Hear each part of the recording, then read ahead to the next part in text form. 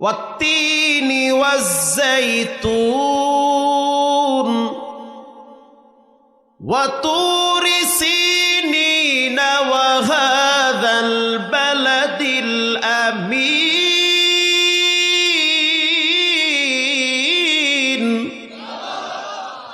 আল্লাহ রাব্বুল আলামিন বলেন, 3 ফলের কসম।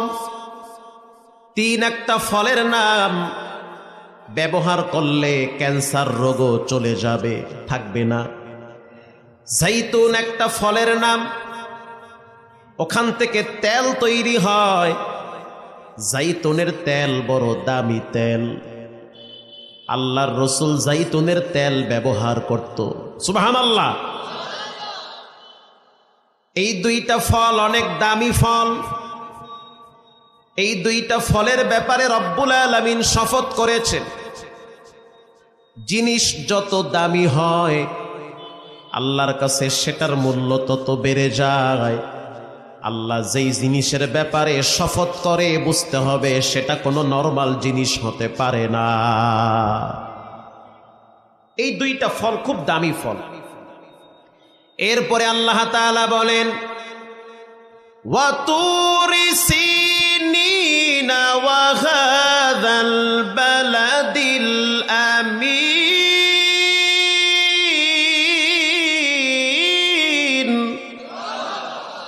গর্ব সূরা আদমি ইনসাবুদে আহমদ বু জাহালো হামনে কে সাবুদে।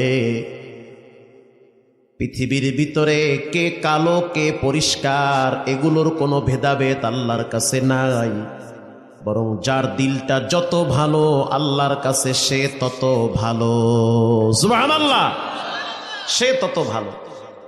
আল্লাহ তাআলা বলেন, তুর পাহাড়ের কসম। তুর একটা পাহাড়ের নাম, সিনাই তুর। যেই পাহাড়ে দাঁড়াইয়া একজন নবী বিনা পর্দায় কথা বলেছেন তিনি হলো পয়গম্বর মুসা আলাইহিস সালাম। আল্লাহর সাথে কথা বলতে বলতে একটা ভাব তৈরি হয়ে গেছে। এবার বলে, রব্বি আরনি, আয় আমার রব তোমার একটু দেখতে মনে চায়। কথা বললে মায়া বাড়ে কি বাড়ে না? ভালোবাসা বাড়ে। আড়াল থেকে কথা বলো, এত সুন্দর কথা, একটু আমারে দেখা দাও। আল্লাহ রাব্বুল আলামিন বলেন, লাং তারানি, মুসা তোমার চর্ম চোখ দিয়ে আমি আল্লাহরে দেখতে পারবা না। মুসা নবী কি ঠান্ডা নবী না গরম নবী?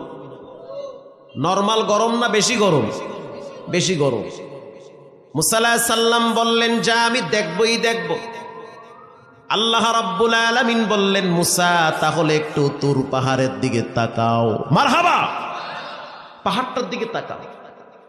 ফালাম্মা তাজাল্লা রব্বুহু জাআলা দাক্কা, একটু তাকাও পাহাড়ের দিকে।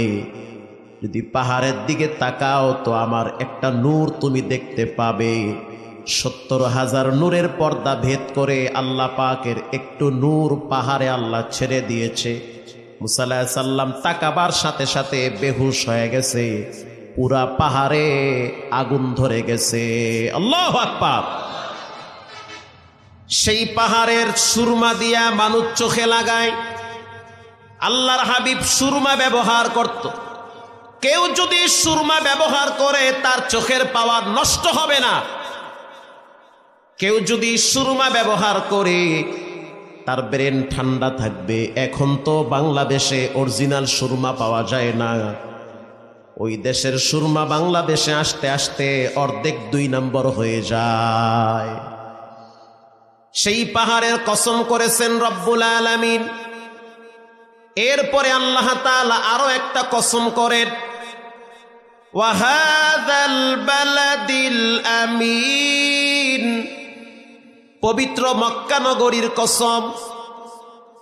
পৃথিবীর ভিতরে সবচেয়ে দামি ঘর বাইতুল্লাহ। যেই ঘরের দিকে তাকাইলো সওয়াব হয়। যেই ঘরে যদি একবার কেউ যায় তার পিছনের সব গুনাহ মাফ করে দেয় কে? বাইতুল্লাহ। আল্লাহ কোরআনে বাইতুল্লাহর ব্যাপারে বলেন,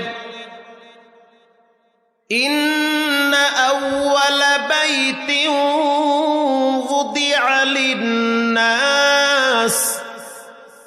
লাল্লাযী বিবাক্কাতা মুবারাকান